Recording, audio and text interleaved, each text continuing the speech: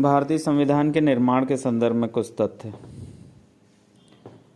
जैसे भारतीय शासन अधिनियम 1919,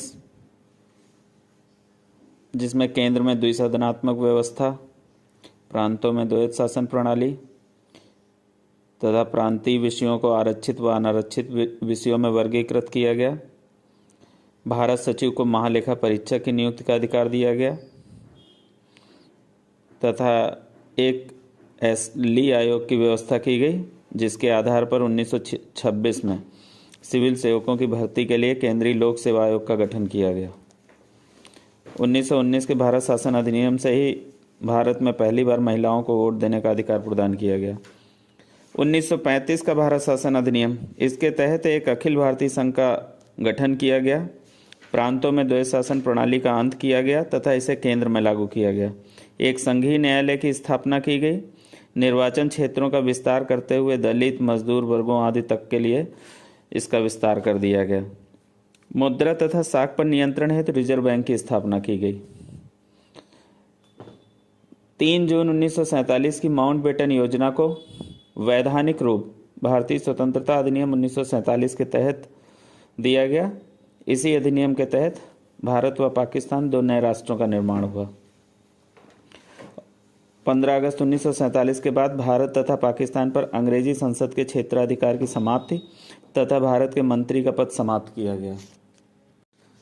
कैबिनेट मिशन 1946 के तहत भारत की संविधान सभा की व्यवस्था की गई, जिसमें कुल 389 सदस्यों का प्रावधान किया गया, जिसमें से 292 ब्रिटिश प्रांतों से निर्वाचित होने थे तथा 4 कमिश्नरी क्षेत्रों से निर्वाचित होने थे और 93 देशी रियासत के प्रतिनिधि थे।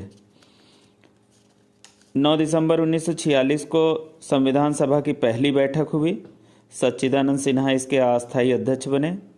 11 दिसंबर 1946 को डॉक्टर राजेंद्र प्रसाद को इसका स्थायी अध्यक्ष नियुक्त किया गया।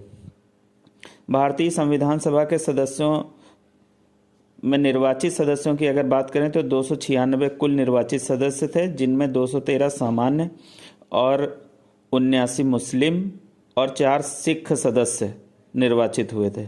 अनुसूचित जनजाति के 33 सदस्य थे, महिला सदस्य 15 थे। भारतीय संविधान सभा के गठन के पूर्व के कुछ बिंदु, जैसे भारत के वर्तमान संविधान का जो स्वरूप है, इसका सबसे पहले विचार 1934 में M.N. राय द्वारा प्रस्तुत किया गया था। भारतीय राष्ट्रीय कांग्रेस द्वारा 1935 में पहली बार संविधान सभा के गठन की मांग की गई थी। जवाहरलाल नेहरू द्वारा 1938 में वयस्क मताधिकार के आधार पर चुनी गई संविधान सभा की मांग की गई। सैद्धांतिक रूप से 1940 में अगस्त प्रस्ताव में इसे स्वीकार किया गया।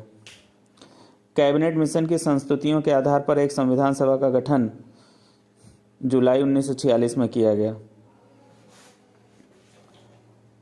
हर प्रांत और देशी रियासत को उनकी जनसंख्या के अनुपात में सीटों का आवंटन किया गया था, जिसमें से प्रत्येक 10 लाख पर एक सदस्य निर्वाचित था। प्रत्येक ब्रिटिश प्रांत में सीटों का निर्धारण 3 प्रमुख समुदायों मुस्लिम, सिख और सामान्य में विभाजित करके किया गया था। इनके बीच उनकी जनसंख्या के अनुपात में इनके पद निर्धारित थे। संविधान सभा के सदस्यों का चुनाव अप्रत्यक्ष रूप से प्रांतीय व्यवस्थापिका के सदस्यों द्वारा किया गया था। कुछ महत्वपूर्ण तथ्य। 13 दिसंबर 1946 को संविधान सभा के समक्ष उद्देश्य प्रस्ताव पंडित जवाहरलाल नेहरू द्वारा प्रस्तुत किया गया। 22 जनवरी 1947 को उद्देश्य प्रस्ताव पारित किया गया। 22 जुलाई 1947 को राष्ट्रीय ध्वज संविधान सभा द्वारा अपनाया गया। 29 अगस्त 1947 को प्रारूप समिति का गठन किया गया।